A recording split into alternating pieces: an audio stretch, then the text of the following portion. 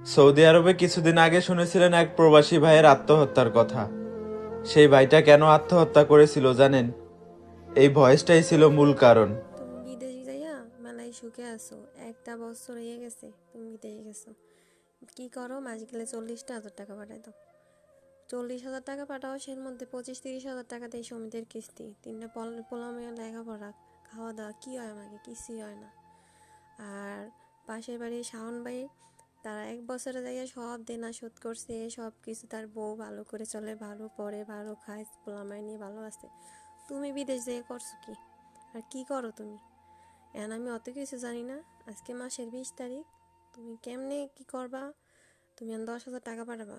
এখন 10,000 টাকা যদি আজকের মধ্যে তুমি না পাঠাও, তোমার পোলামাই আমি বাড়িতে রেখে আমি বাপের বাড়ি চলে যাবো।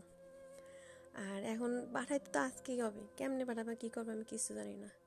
আর তুমি যদি না পাঠাইতে পারো, তোমার এই সংসারে আমার থাকা আর সম্ভব না।